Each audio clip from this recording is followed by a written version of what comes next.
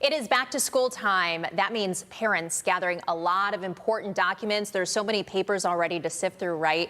And what do you do if one very important document seems to be missing? Erin Thompson from the Social Security Administration is here to help us out. Welcome, Erin. Thank you. Thanks for having me. You're teaching me something as we speak.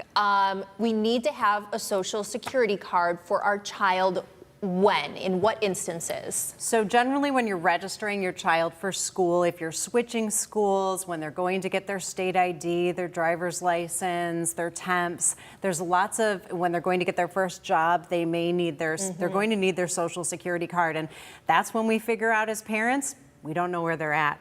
So this isn't necessarily something that everyone does when they have a baby automatically. They may wait a little while. No, usually you get one, but then you lose it. You misplace it. And so you realize, I need to get that. What should I do? And so it's very easy. We do encourage people to go to ssa.gov and start to look and see what's the process for you, because we do accept various documents, but many times when people are coming into the office, they're not bringing the right ones. Okay, what are those? So we can accept a driver's license, a state ID, or a U.S. passport. Many times small children do not have those things. Right.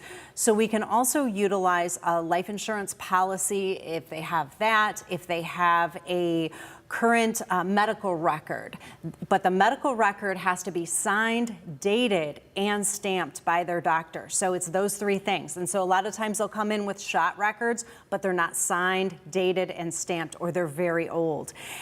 Same thing for school records, a recent school record. If it's an older child or a child that's 5 or older, they can have a recent school record. It must be signed, dated, or stamped. So we see that when you gather those documents, the adult, the custodial parent would come into the office, bring a current driver's license, state ID, or U.S. passport for themselves.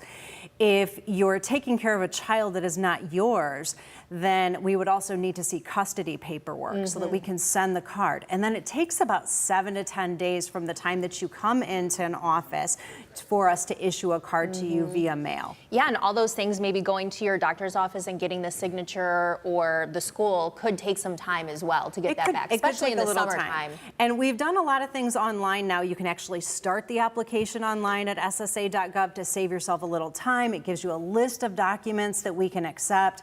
And then for people that are 18 and over, very easy. They can actually do the whole replacement card right in their My Social Security account at ssa.gov/my account.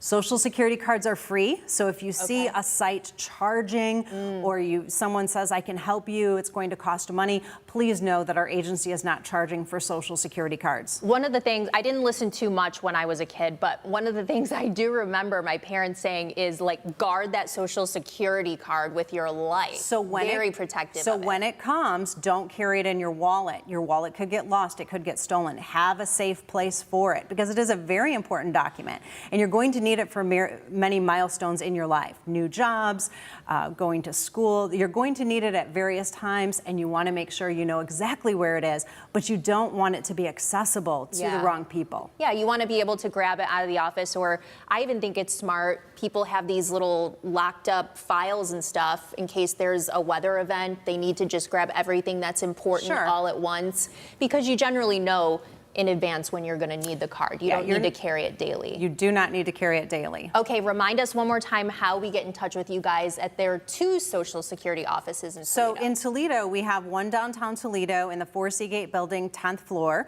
We also have an office on Monroe Street across from the mall. The offices are open 9 to 4 Monday through Friday. But again, start online, see what you need, because again, a lot of times people come in, they don't have the documents they need, or they don't realize they could do this whole process online, and it saves so much time. And there's probably not a temporary Social Security card you can get or anything like that to get you through if you need to. Okay, so get on that, especially for back to school. Thanks, Erin. Thank Appreciate you coming in. We'll see you next time. Yes.